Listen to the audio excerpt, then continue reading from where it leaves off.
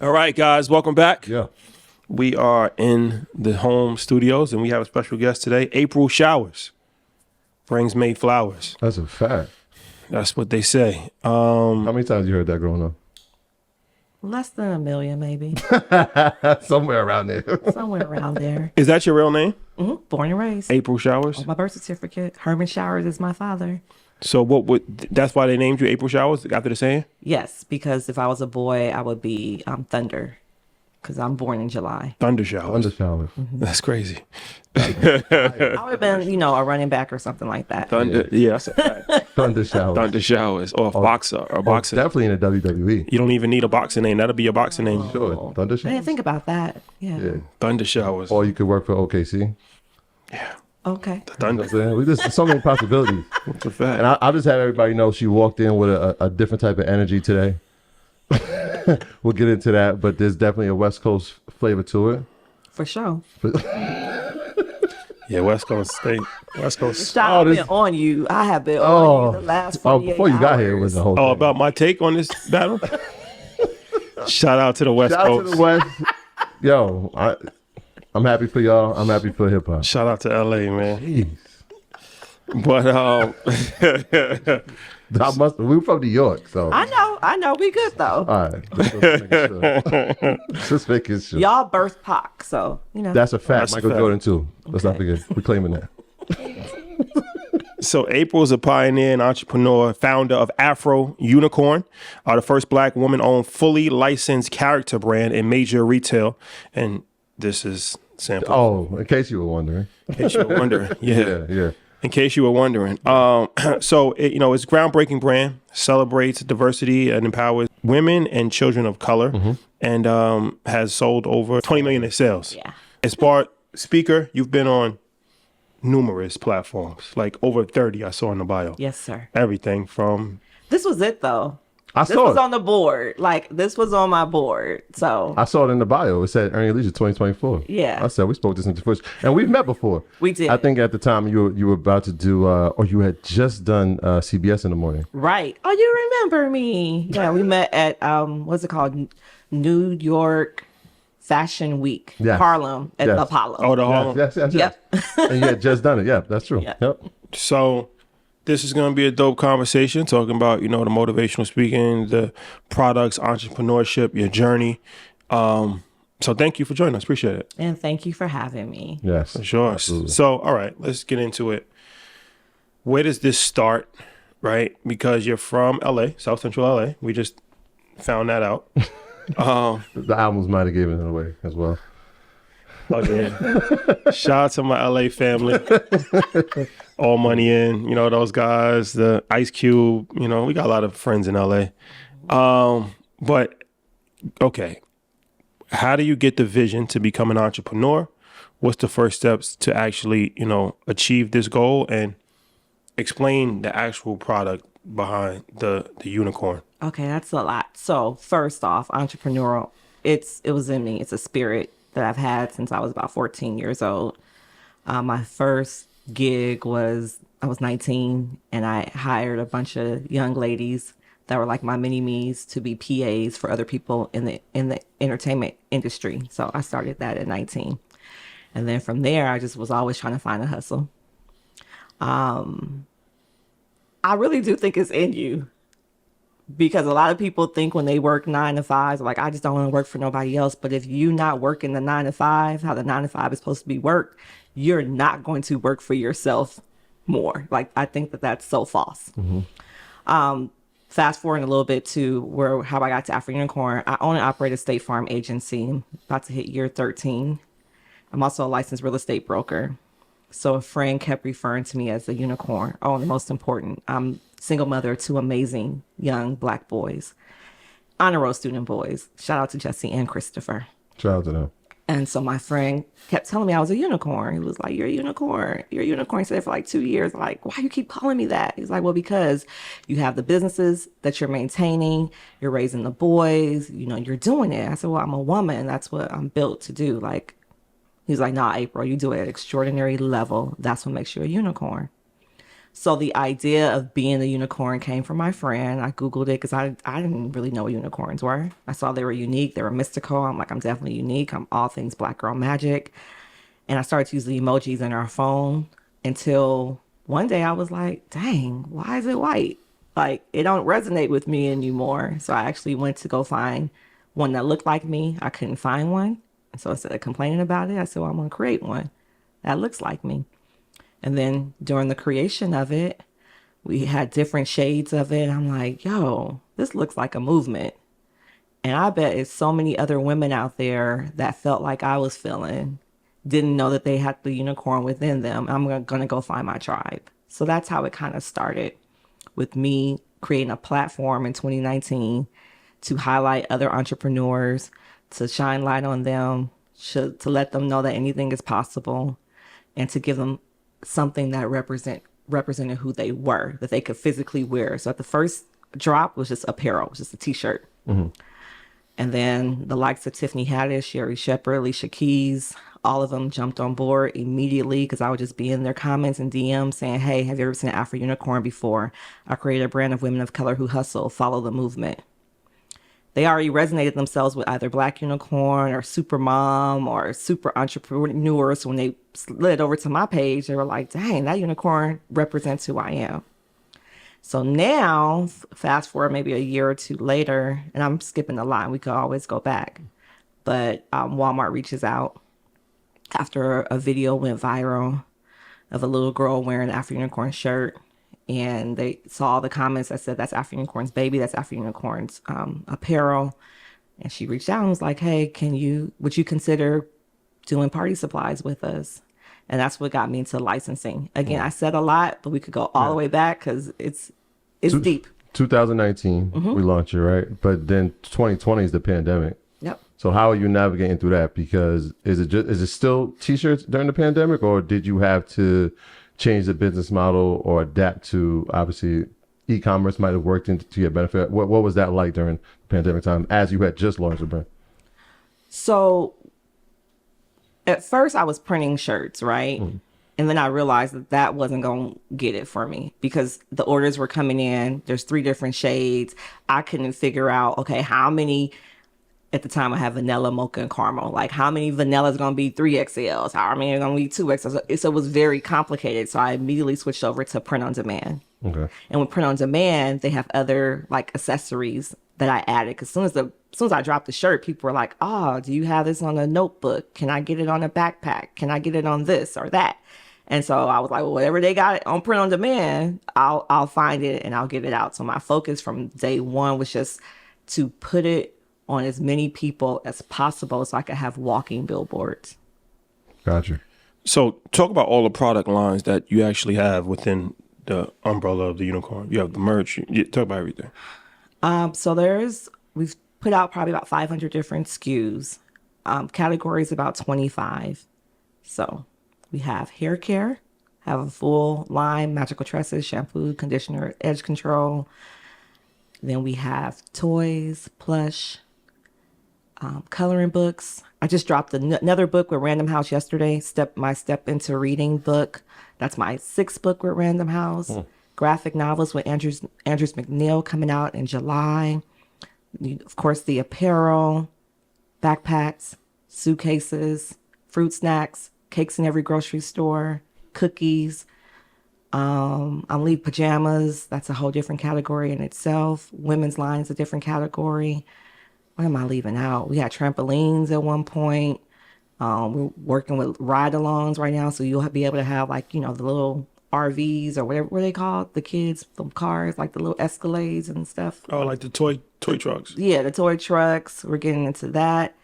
Did I say the hair? Hair accessories. That's a lot. So you got bows and clips and all of that, and I know I'm leaving a lot of things. Puzzles. I'm trying to walk out. I got bandages. So how does this? Okay, so you have an idea for a unicorn, right? Just the symbolicness of a Black unicorn, which represents strength and uniqueness in Black women, pretty much paraphrasing, right?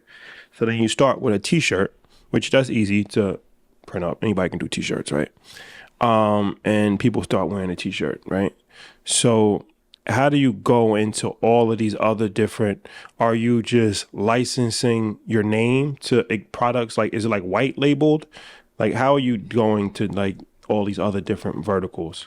So I love that we're going to dive into this because I always say that licensing, it's a $98 billion industry and 46% of that is character licensing, but it's still like a 2% of industry, right? So only really 2% know what licensing in the character space really is. But so when I tell people I'm the owner of a fully licensed character brand, they're like, oh, great. Now, what is that? My direct competitors are Disney, Marvel, and Nick. So to find Afro Unicorn, wherever you see Mickey Mouse, you will see Afro Unicorn next to it. Those companies, they are licensed character brands, meaning that they are the licensor, they own the intellectual property, and then they find licensees who either directly manufacture or they have manufacturing facilities abroad or domestically where they ship directly into retail. What they do as a licensee, they give the licensor, Disney, Marvel, and Nick, they give them an upfront minimum guarantee to be able to say, hey, if you allow me to do, I have underwear too. If you allow me to do underwear with your logo on it, with your character artwork on it, I'm going to pay you X amount of dollars in advance, in addition to also a royalty for every item sold. So that is what licensing is. I always try to bring it back to a little bit of hip hop to make people really understand that infamous interview with Kanye and Sway. When Kanye was saying, look, I'm trying to get like the Ralph Laurens and the Calvin Kleins of the world. And Sway was like, but you're rich, Kanye. Just go take all your millions and make your own products.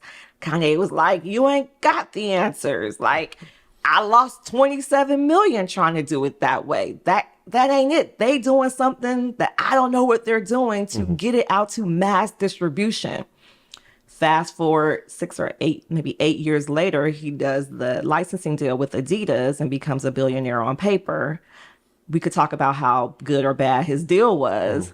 But in essence, licensing allows you to get mass distribution very quickly without having to have the upfront cost.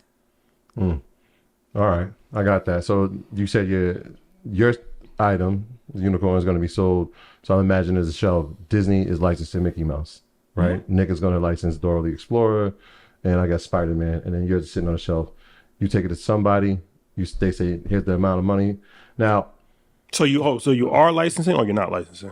you are licensed. You are licensing. Yeah. Yeah. I'm the only Black woman to have a fully licensed character brand. Now you choose the retail, or how does that work, right? So we get in Walmart. How do we get to Target? How do we get into those? How does that work? So traditionally, it will work with the licensees would have the relationship. So there's one guy that does underwear for everybody. For all the retail. For the majority of it. Okay. He does all the underwear for every single character that you see. If you flip over the package, you'll see I opened into this new world. Like now I know whenever I go to the stores, all I do is flip over packages because I want to know who's actually distributing these packages. I mean, this product. So the way that it will work is that in your contract, you would specify the retail channels that they're allowed to sell into. Gotcha. But being new to the space and not really, we learned it from the gate. So me and my partner, Askia Fountain, hey Askia. Me and Askia watched the toys that made us on Netflix. And that was the behind the scene of like Ninja Turtles, Hello Kitty, He-Man, and all these other great properties, right? And it talked about licensing because I didn't know anything about it when Walmart presented it to me, right? So we learned that we had to build relationships quickly and fast. We understood that if we wanted to get to Target or we wanted, okay, I think the first thing we had was party supplies, right? So I had 2 licensees to prepare the party supplies. And when we dropped in Walmart, we had 22 SKUs. So when you say party, you're like, you know, napkins and plates, but those plush, that was also in party. And then from there, we went to apparel. The unique thing about licensing is such a small industry, they all know each other. That's what Kanye was saying. Like, they got this information that's not getting out. I say it's never lack of talent with us. It's always lack of information, because we always have what it takes to succeed, but the information does not trickle down to us. And I felt like, look, I know how it works, so we're going to go out and find as much information as we possibly can. So I just started going to stores and flipping over packages. I would see who manufactured. I would go on LinkedIn. I would find that company. I would search the people that worked there. I would see who were the buyers. I'll DM them saying, hey, Walmart is bringing us in. We're a new brand. I would love to have a conversation. But they were already talking. So they're also like two degrees removed. So if you're on the underwear side, you know the pajama guy, because he's probably your cousin or your uncle. And then the pajama guy knows the shirt guy. And that's how it's just word of mouth, really. But it's vital, the information that we just don't have, and that doesn't come down this way. So what's the first product, right? Because I'm imagining, and people listen to the story now, you trademark it, right? And then the first product is what? After the t-shirts? In retail? Yeah. Party supplies. The party supplies. Walmart reached out and asked, can we create a line for party supplies? So after they do the party supplies, they see the sales of that. They say, do you have more? Or They didn't even see the sales. Okay. So we were in a unique position after George Floyd. Oh, okay. And we were part of that whole push for DEI, right? Where everyone wanted to bring something to check the box off.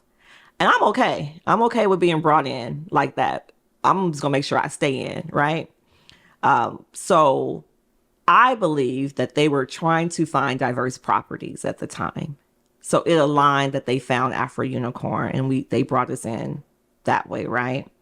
So that's party supplies was the first. And immediately, when Walmart is the largest retailer in the US, I don't know if people know that. They think Target has about 1,800 doors. Walmart has about 4,000.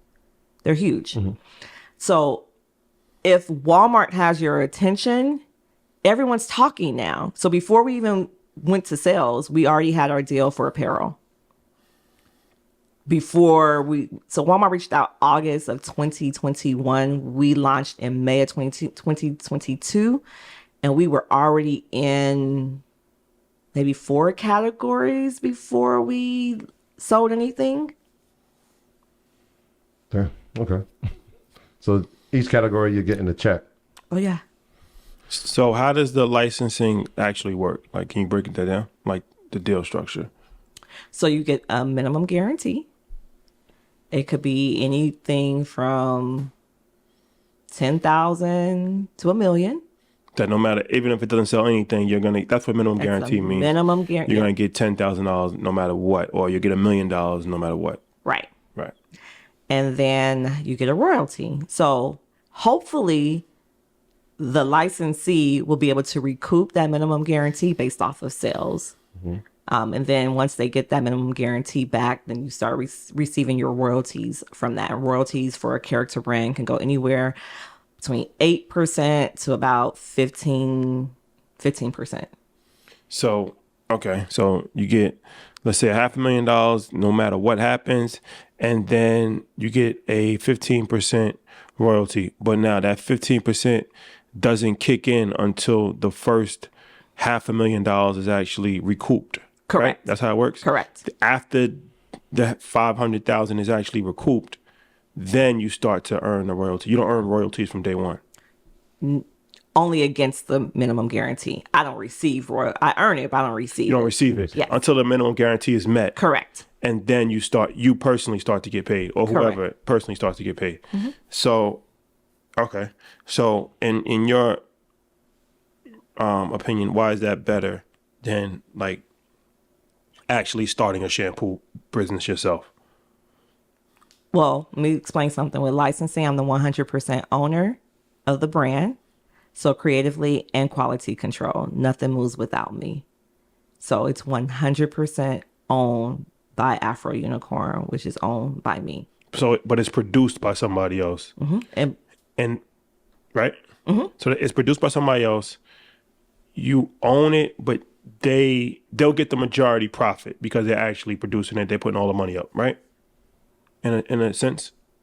In a sense, but like Kanye said, he lost 27 million trying to do it the other way. No, but I'm trying to educate the people. So I'm not saying that that's a bad thing, but I'm saying like, why is that more beneficial? To me, it was more beneficial because obviously it's less overhead, right? You don't have to put the money out yourself. It's less risk, and you can scale quicker, as opposed to you focus. Like if you try to do everything yourself for one particular product, that might take 5 years to get that product off the ground. Where now you can do 30 different products, right? But you have other people that's actually putting up the money, doing all of the labor and stuff like that. So that allows you to move quicker. So you're getting less money, but you're moving faster. You could expand faster, and now you can really be a CEO and market the business. Because once you have a warehouse and you're trying to, you got forklifts and boxing and moving units, and this got to go out, and then also this capacity. Yeah. Because if you got a call today, that little notebook that y'all have right there, the little sticker book, Target ordered over 1 million of those. So it's also capacity. So if someone called and said, "Oh, I love y'all shirts. I need y'all to deliver 500,000 of them in 2 months." Let me tell. As you were saying, I'm thinking to myself, on top of everything Shari just said, because I think those are all brilliant points as to why it makes sense. It's a lot of times when we start businesses, we're not ready to scale, right? We don't have the infrastructure. We may not have the capital to scale, right? So you're saying that a video went viral. A lot of times in our businesses, we go viral, but we don't even have the inventory to match the demand. Sorry for the unicorn, right? But in your case, you don't even have to worry about that, right? Because they're going to match the demand because they're the retailer that's providing the actual product. Yes, not the retailer directly, but the licensee. Yeah, licensee is going to. But one thing, when I built Afro Unicorn, I built it to sell. I believe every business should be built to sell. And there's certain things that you have to set into place. I didn't know about licensing again. So the only option that I knew, because I knew day one, 2019, I said, I've been recorded. Afro Unicorn will be a household name and a worldwide brand. I knew that from the beginning. I just didn't know how it was going to happen. I thought the only option at that time was to sell it to a Mattel or to a Hasbro. Like, I had no clue that Disney did not manufacture their own products, that Marvel did not manufacture their own products. No clue. I thought I had to sell it to one of those guys in order to get it out there. But hell, they're selling it to other people. Well, they're renting it to other people. Basically, that's what licensing is. So, yeah. What were you going to say? Well, you brought up those two, so I'm thinking to myself at some point, if you already knew I want to sell this thing, at some point, were you approached by those brands? Because those are the two largest toy companies that I know, Hasbro and Mattel. Were you approached by them as they saw what was happening inside of retail? So again, they're like me. They are intellectual properties. So Hasbro is a toy company that I would do a licensing deal with. Again, I didn't understand how they operated to even know that wasn't even really an option. Okay. So like we had conversations when we first launched with Nickelodeon, and they wanted to work on the animated series. Now, that's where it gets a little bit different. So like Disney can come in, a Nick can come in and say, hey, we want to make this a series. What will happen sometimes in those deals, you'll lose ownership. But so that's not something we were interested in, because Nick definitely wanted the property in the beginning, but they knew that I didn't want to lose any type of ownership in the brand. So if they actually made an animated show about the character, they own the IP of the character now, or just the show? Because even if they have the show, don't you still own the licensing for the products? That's why I did not pull the trigger on it. I figure if we build as much as we could on our own, once we get to the table, there's not much they can negotiate with as it relates to owning the IP. They can only own the rights for the animated series. Gotcha. Because we have too much product out in the marketplace for you to own Afro Unicorn. So you said you started with the intent to sell, right? Yes. So what you do early to set up systems in place that you knew that you would be beneficial to actually sell later on? First thing, trademark. A lot of people aren't prepared because they don't own their products. And I knew from the gate, if I have to sell it, you can't sell anything you do not own. So even if, like you were talking about viral moments, people can have them all the time. But if you're not ready, I'm from LA. If you stay ready, you ain't got to get ready. Shout out to Sugar Free, West Side of Pomona.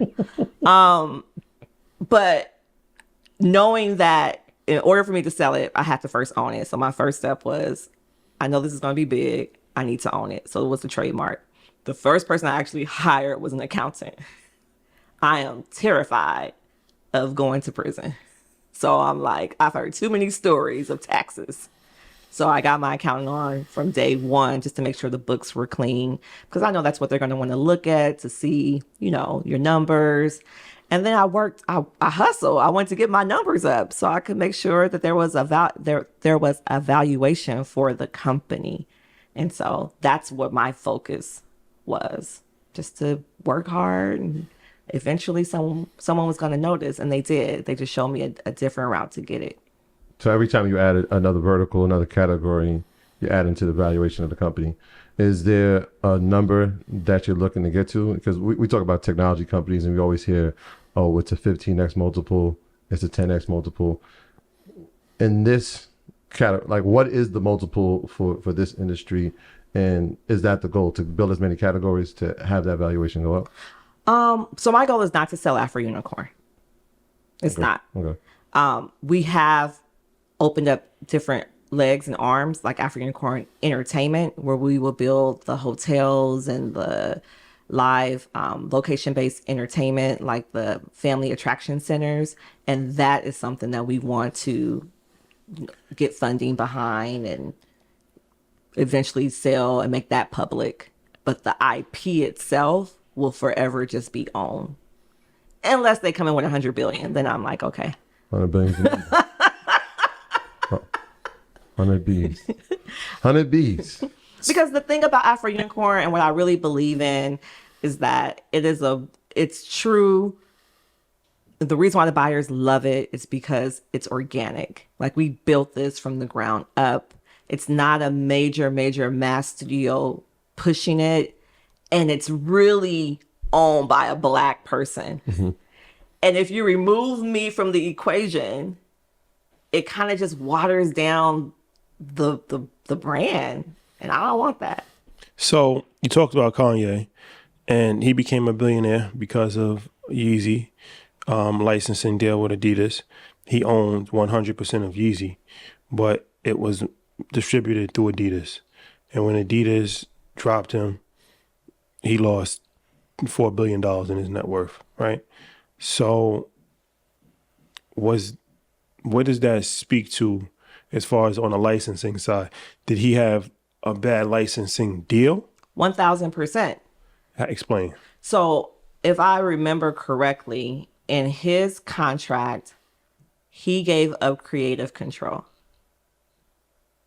And which means also in his contract, he also didn't have the language stated that anything that was developed by the licensee was owned by the licensor. So when I go to the table with my licensees and like we're looking at hair care, like bows and stuff, right?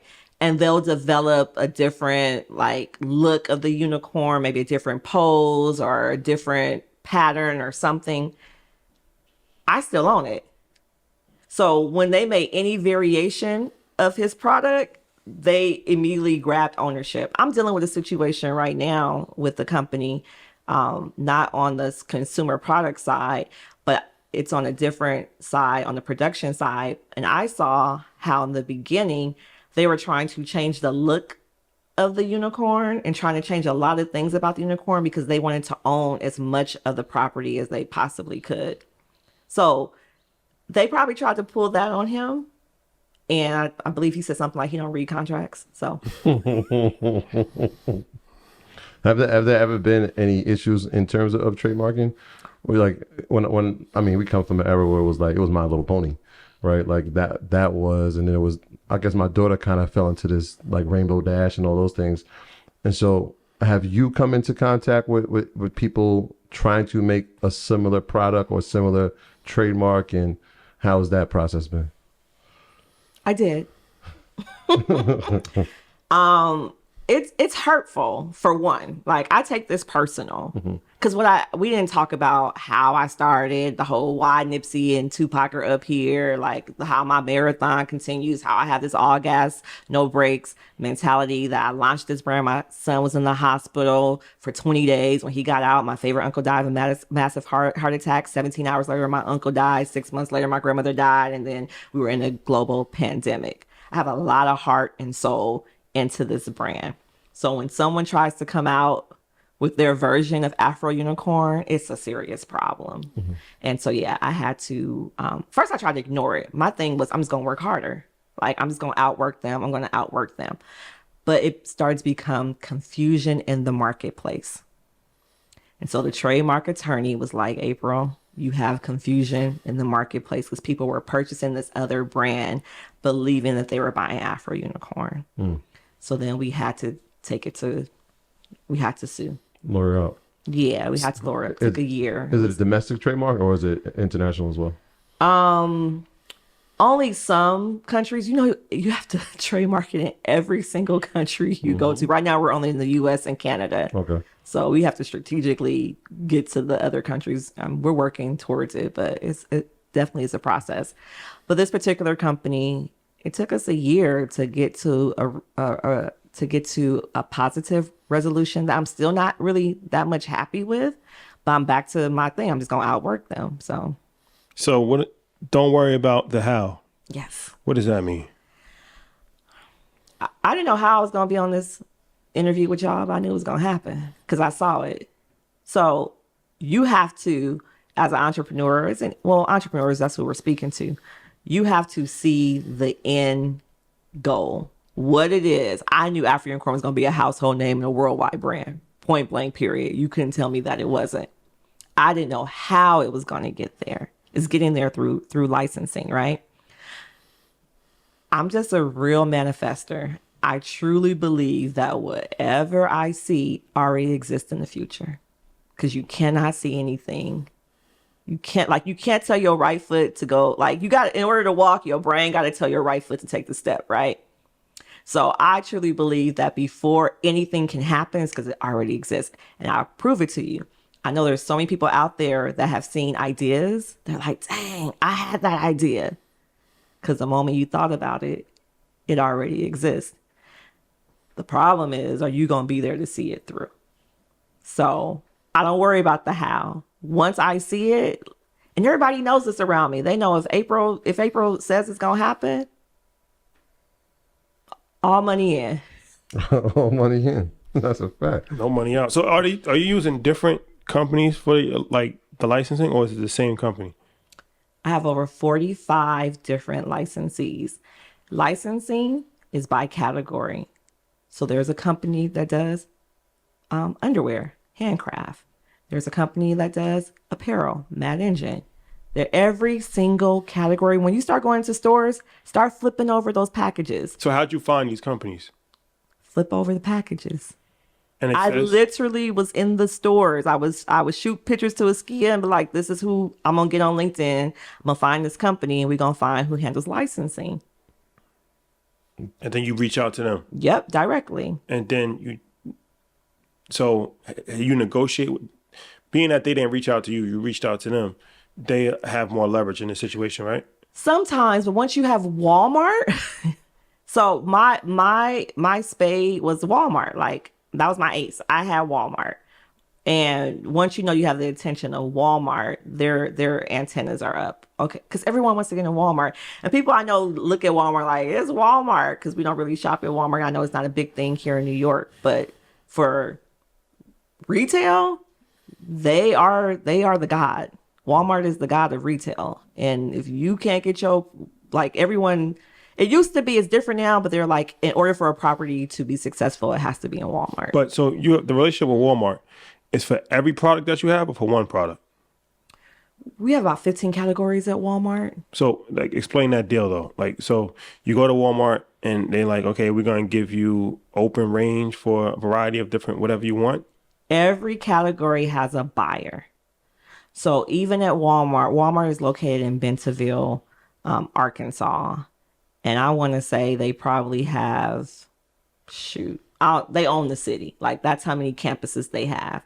And every single category, like that button there's a button buyer. So you got to go pitch to them. You have to pitch the actual buyer. So this is what happened for us. When the buyer that brought us in for party supplies, I remember that Hot Topic had reached out to me spring before, right? And I didn't respond to them because when they told me the royalty rate, I was like, that don't make no sense. I'm making more on my own. Like, I'm not doing that. And I didn't really respond. I just let it hang. They came back around the same time. Walmart came to me and they said, hey, you never, wrote us back. You didn't complete the contract. And I said, oh, okay, hold on. I went back to the buyer of Walmart. I said, Hot Topic is interested in the Afro Unicorn product, which was apparel at the time.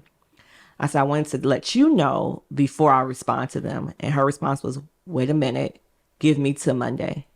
She then sent the email out to all of her friend buyers to tell them about this property, Afro Unicorn. So then they reached out to me, and I didn't have, like when the fruit snacks guy reached out, I didn't have a fruit snacks manufacturer at the time, but you stay ready, you ain't got to get ready. So I went to the store and I flipped over some fruit snacks to find out who could I work with. But that's how it works. And again, it sounds complicated, but it only sounds complicated because it sounds so easy. So you're like, it can't be that easy. It is once you have the information on how it actually works. But every single category has a buyer. And what you were saying is when I reach out to them on LinkedIn, so I'm very, very strategic. I'm a marketing genius. So I knew when Walmart brought us in with party supplies, and then apparel came and we met with the apparel buyer, and she immediately was like, I'm ordering this for all doors, 100,000 units. It's needed. So I knew I had party, which had 2 licensees, apparel had 3 licensees, and I think party pulled in like cups or something, so we had 4. We were meeting with, again, there was a buzz, so agents were coming to try to meet with us, and I would listen to what they were saying. I'm like, I didn't understand why I would need to pay y'all X amount of percentage for bringing business that we have Walmart. Like, so they're like, well, we're going to do a press release. I'm like, well, I could do a press release. So that's what we did. We did a press release to the licensing trades that said, we couldn't say Walmart. We just said new property is set to launch in one of the largest retailers. Everybody know who's the largest retailer. And this is their property, Afro Unicorn. These are the partners. So once that went out on the trades, there's like six magazines in that trade. They all read it. And then they started to reach out. And the ones that didn't reach out are the ones that went to the store and started flipping over packages to let them know. And then they just verified us with their cousin and uncle because they all know each other. It's a real small knit community. Yeah. So in terms of, because we spoke about 20 million in sales, do you have a say in the price points for each of the items in the categories? How does that work? Or does the retail decide this is the price point we're going to put it at? The margins decide. So the Walmart, they have a dollar amount that they don't want to go over because they are the low cost leader. So, and so in terms of the sales, then is that they are obviously tracking the sales. You have privy to that. How was that first year when you were in the retail, right? Because you're talking about this is quick. 2019 we launched. Obviously the pandemic. You know what happens with George Floyd. They're looking for products. 2022, you're in the stores. This is 3 years. How are we looking in that first year? It was 5 million from July to December. Wow. 15 million last year. So when they buy the product, they're buying it, it's on consignment, or they're just buying it and then they're buying it for a certain price and then they're just selling it for whatever price that they want, and then they get the profit on that. So Walmart buys it from the licensee at whatever the price costs over. So like, let's say that plush cost the manufacturer $1.25 to make. They'll probably sell it to Walmart for $2.75. And then Walmart sells it for $5 and keeps the difference. Yeah. But I'm actually, when I say 20 million, I'm giving you the price that we're selling it to the retailer, not the actual sales price at the retailer store. That's higher. That's way higher. But you're not included in that. You're included in the, okay. Yeah. And so would the price be the same? Like, let's say this, for instance, right? You sell this outside of Walmart or only in Walmart? We sell it outside of Like on the website? I think that's at a store called K&G and some other stores it popped up at. Is it the same price everywhere? Or is Walmart's price? Walmart always wants to be the low price leader. So even with my hair care line, like we always got to make sure, even if it's 1 penny less, that Walmart is the low price leader. So you can sell it for $4.99, but they can sell it for $4.89. Yeah. Are there product exclusivities inside of the space? So when we first launched with Party with Walmart, they asked, just as a courtesy, there was nothing in writing, that we gave them a 6 months exclusivity. I knew it was game time when the buyer came to me and said, April, you need to get this out to different retailers, because they truly, if you're smart, you believe that you understand that competition is healthy. That's why, I don't know how it is out here, but in LA, every Chick-fil-A you see now, they're building a Raising Cane's directly across the street. Every McDonald's has a Burger King. Every Starbucks is a Coffee Bean. Competition is healthy. So what's the scaling model for your brands? Is it more corporate partnerships like Walmart? Is it online presence? What do you look for as far as like, taking to the next level? Well, definitely expanding in retail, but what's really going to help the brand is the production deals that we're going to get out of this, because we have to have content. We're the only licensed character that doesn't have the actual show behind it. So we are working on my show, Miss April's Book and Crown Crown Store, but then the location-based entertainment. So the hotels, we want Chuck E. Cheese's. We want to franchise out our own Afronia places. So you own this unicorn. You own the black unicorn? Afro Unicorn. I got to be very careful with that, because that was a problem. Afro Unicorn. What, there's a black unicorn already? Let's focus on Afro Unicorn. Afro Unicorn was always the original. Afro Unicorn. Yes. Yeah. So we black unicorns. So this image of this is what you own. Yes. And this could be in a cartoon, a movie, whatever. Afro Unicorn. Yes. Yeah. And then when you're talking about the retail space, is interesting, because I'm thinking Nintendo created Nintendo World, right? So, wait, okay. I got excited because I forgot to tell you about them stickers right there, because we talking gaming now. You don't even see it. Pull those stickers out. This right here? We launched on Roblox. We have a whole full Roblox experience. So you're in Roblox with it? Yes. Because I was going, that's where I was going. I'm like, now it becomes the Afro Unicorn world, where now you can see the characters, see them come to life. The other part is are you, because we have 3 unicorns, are we introducing more unicorns? Oh, yeah. Okay. So even in the books now, so we even have boys. We have our Afrosaurus line. So we have Rex, we have Soar, we have Madam Empress, we have Superior Majestic. Again, I just dropped the 6th book yesterday. So we are telling the stories of the unicorns for sure. How does Nipsey Hussle come into play here? You said that was motivation or something? Yeah, so Nipsey died March 30th? March 31st, 2019. Afro Unicorn's birth date was April 28th, 2019. So he definitely resonated with me, with what he was building for us. And he was really all about the knowledge and the information. And once you have that information, you're supposed to go out and you're supposed to share it so that you could put somebody else on. I took it really, really hard, but I also took it like, I gotta carry, what is it called? The little torch thing. What is it? When you in America, the baton. The relay, the baton. Yeah. I gotta keep it going. And so my whole theme when I birthed Afro Unicorn on April 28th, I had a table similar to this with folding chairs around it. I invited 25 women to my house, and I said, we're building a platform where we're going to pour into each other to help support your visions, to find out what you're passionate about, so we can find out how we can monetize what you're passionate about. Those that had businesses, I purchased from them to give to the other ladies. And I have folding chairs because there was a quote that said, if you don't get a seat at a table, you bring your own folding chair.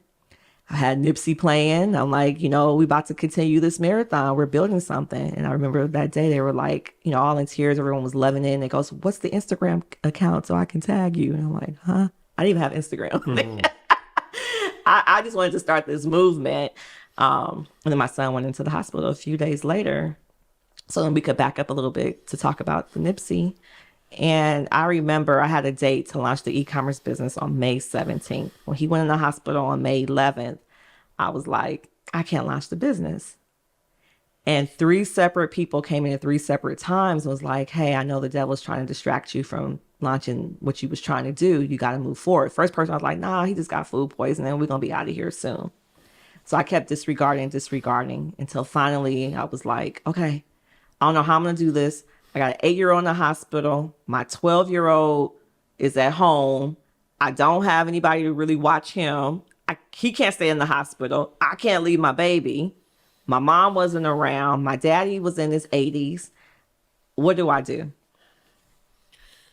The marathon must continue. All gas, no brakes. I'm a State Farm agent. I had a policy that allowed me to have, it's called hospital indemnity, that paid me every day he was in the hospital. So I hired a assistant while I was in the hospital to go downtown, to get the shirts, to fulfill the orders. I said, because clearly, if all this is coming at me, it's coming at me because something way bigger is about to really happen. So I really got to push forward on this. We were there 20 whole days. They ran every test that they could on my baby. Just to give you an idea, his lipase number should have been like under 200. He was at 17,000. So we were in a critical situation that no one could figure out. We get out of the hospital on May 30th. May 31st, my uncle dies of a massive heart attack. 17 hours later, my other uncle dies of pneumonia. And my cousin kept reminding me who it was her father. April, the marathon continues. Like, we cannot let this distract us. And so I take it personal when they come for the West, because one thing about us for sure, it's always going to be all gas, no brakes. Even if you look at us as the underdog, we going to always find a way to, Remind us that you're not like us. Thank you. I didn't say it. You did. And we built different. I don't think anybody... The West, I got a lot of friends. Shout out to Stick Watts. I was telling him, like, it's interesting because the West Coast, right? It's literally like California alone is like would be essentially Boston to North Carolina, right? So the West Coast, it's kind of it's like the South does this too. Like, it's a lot of states that kind of like encompass this, right? Transformers. Yeah. But you never hear that on the East Coast. Yeah. It's just New York, like, or it's just Philly, like Boston into this thing. Philly, it's a totally no. But so the West Coast, like, yeah, it's like a Voltron, right? But is it even that? It's like, is it really the West Coast or is it? It's LA. It's LA in the Bay. Yeah. Yeah. Outside of that, we not the West. No, I mean, no disrespect. You got Arizona, San Diego. Who's an artist though, bro? Like, I can't name an artist. No, I'm saying just in. They there. I mean, it's a territory. It's very territorial. Yeah, very. But I've never seen it disunited. Well, I'm happy to see it. But it's not an attack. I don't think nobody's ever attacked the West Coast in history. Right? What? Who's ever attacked the West Coast? Like, who's ever attacked the West Coast? What do you mean? Like, physically? There's been so many... No, I'm saying, like, as far as, like, attack, like, there's no verbal attacks on the West Coast. Ever. Ever? Yeah, I thought we was going back to Cali. So there was never East Coast, West Coast. No, that's a narrative. That's a narrative. That's the vibe. Actually, I was gonna say the vibe. They put that on a couple of magazines. That was Tupac. Tupac vehemently dissed East Coast, but Biggie never dissed the West Coast. He said, "I'm going back to Cali." Yeah, we was going back. Like, it was never. It was all. So you're saying it's all love? Okay. It's always love. It's never. It was never any. It might be one particular artist that they have an issue with, but it was never like and since that moment, there's never been an issue. Right. Yeah, man. If you consider 50 in game, but that's different. Yeah, that's very different. Yeah. But I'm talking about the mentality that we have. You look at yourselves as underdogs, or not as respected as you should be. I mean, you got your man's here saying your man's here is wild. saying, you know, when you fight low or fight under or fight whatever you said today, some cap that he said. I could have just put the Good Kid, Mad City album up. We just could have completed this whole thing. But for us, or at least for me, for Nip, for K-Dot, it's all like, we see brick walls, we see Drake with all his gimmicks and memes, we don't go right through them because we not surface. One of my favorite songs of Nip is Real, and the whole thing. Yeah, that is one of my favorite because it embodies young. No, no. Dang, did I say it wrong? Young. No. Real. Which album? No. Rap. Oh, we not like rap. Rap in words. Rap in words. Rap in words. Those lyrics. It resonates. The video was solid too. It resonates because we're just different. Jiggy with the rollie and the vest. That sounds like inspired. It sounds like inspiration. It's all good. No, but for real, right? It's there. It's there. It's the reason why you. I think he's not gimmicky. California. Like I always like California. Are you tying gimmicky to like Drake? Okay. Clear. Not New York. Not New York though. No. Oh, okay. No. Okay. No. Drizzy. No. Drake. Just Drake. So the mind frame is kind of like, you know, for the entrepreneurs, for the hustlers. Like I feel like Cali has always been, it's separated, right? It's on the other side of America. So you kind of feel like it's a chip on your shoulder, right? Like you gotta actually put on because it's not East Coast, it's not Atlanta, it's not New York City. So it's like, I just feel that, especially like now, I just feel like that West Coast pride is like, you know, it stands out. It's magnified. It's like Brooklyn. Like people from Brooklyn have like a sense of pride that is different. Like you ask anybody else where they're from, and they'll say like New York. Like somebody from Queens, somebody from the Bronx, somebody from Manhattan, they'll say they're from New York. You ask somebody from Brooklyn where they're from, they'll say Brooklyn. Mm-hmm. So it's like every other sports team. It's the New York Giants. It's the New York Jets. It's the New York Mets. It's the New York Yankees. But it's the Brooklyn Nets. That's the only sports team that identifies as the borough. The Brooklyn Dodgers. Mm-hmm. So now have in LA. So yeah, but so I feel like that West Coast, that West. Everything started here. This is true. You know, that West Coast pride is similar to that, right? Where it's like West up, like it's like the West. The West is heavy on their pride. I want to tie it back in, right? Because all we're talking about now is really marketing. Mm-hmm. You said you're a marketing genius. Mm-hmm. Social media played a huge role. That's something that we can resonate with. How has the marketing plan changed, adapted to present day from 2019? So the model that we had in 2019 was I highlighted you on my platform. So if you was rocking an Afro Unicorn shirt, I would talk about what makes Troy unique, divine, and magical. Why you should check in to earn your leisure. Why you should follow what he got going on. When people saw, they were like, oh, if I get her shirt, she's going to talk about my brand. Mm-hmm. So not only did I get the followers, I got the sale.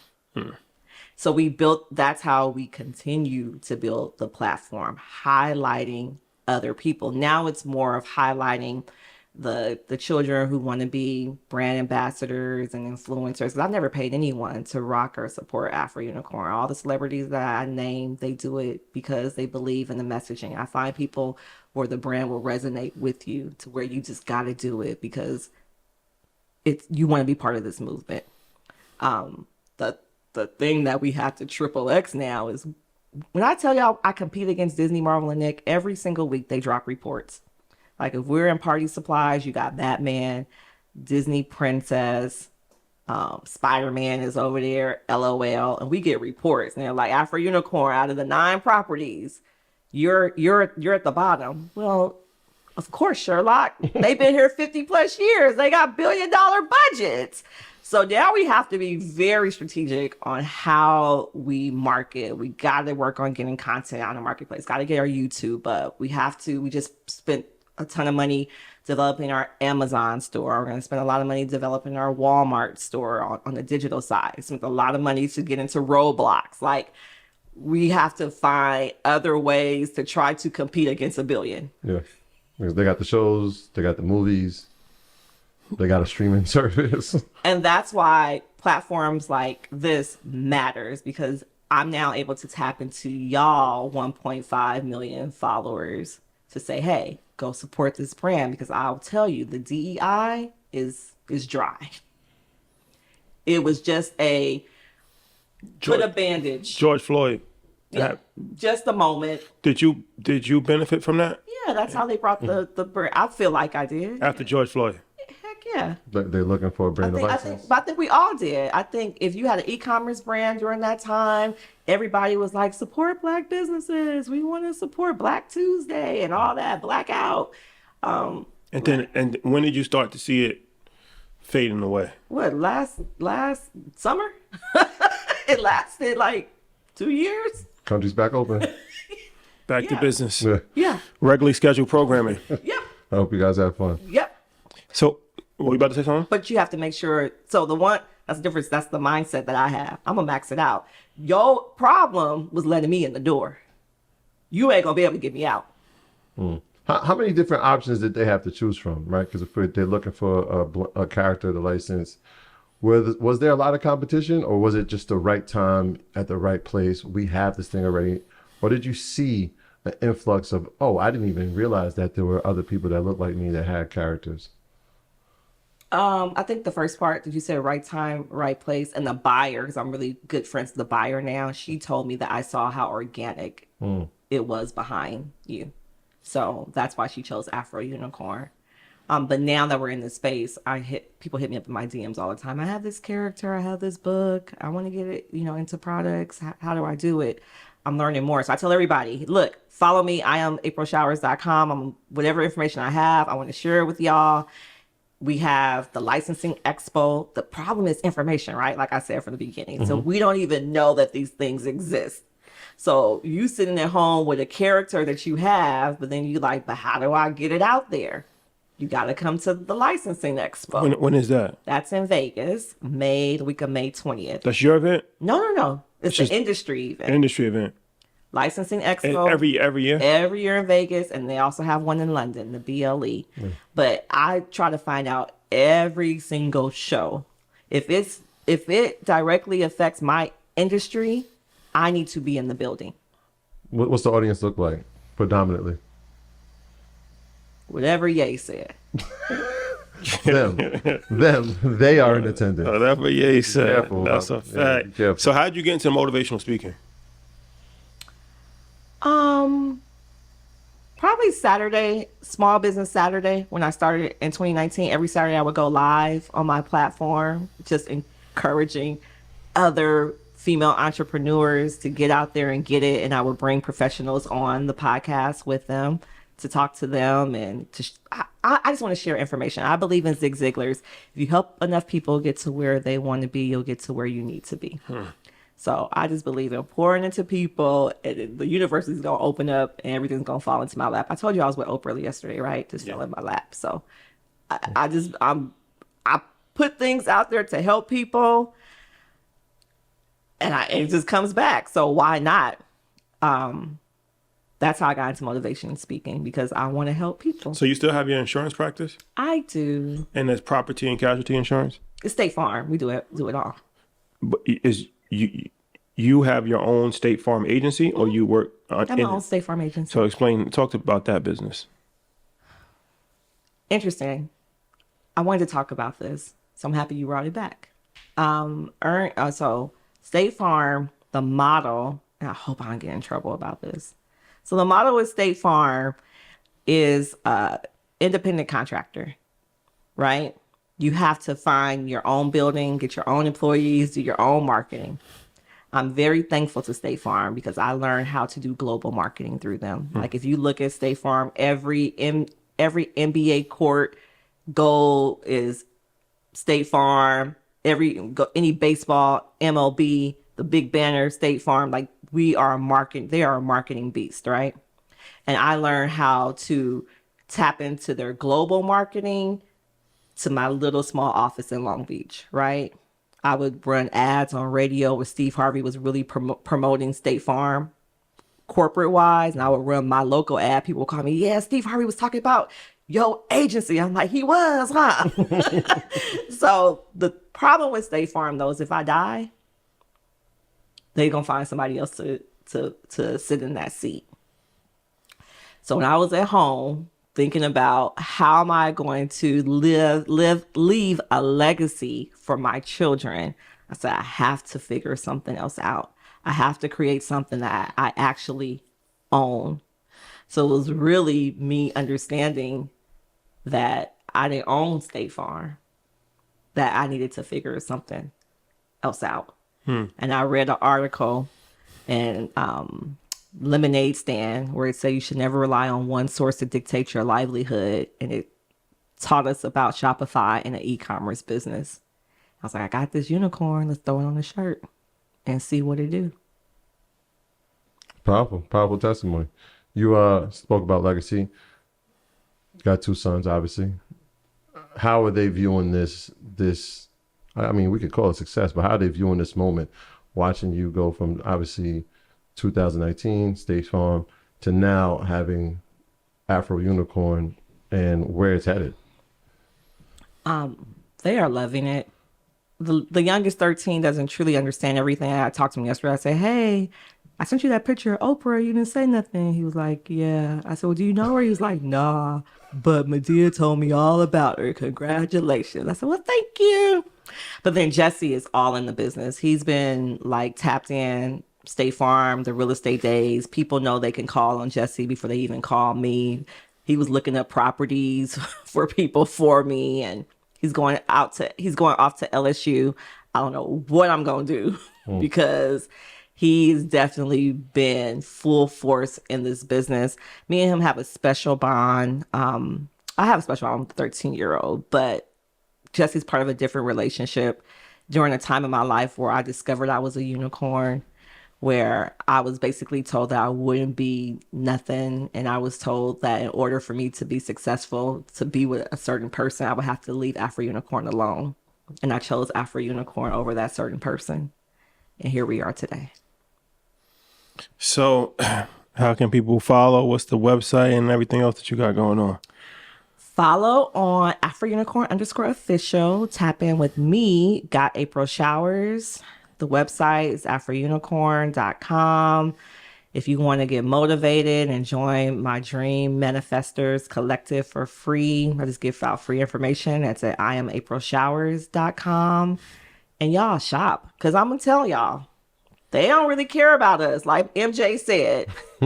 So if Afro Unicorn does not do well in retail, they will not let another one in. Again, I'm competing against legacy brands that have been there between 50 and 100 years. And it's me. I'm here now, right?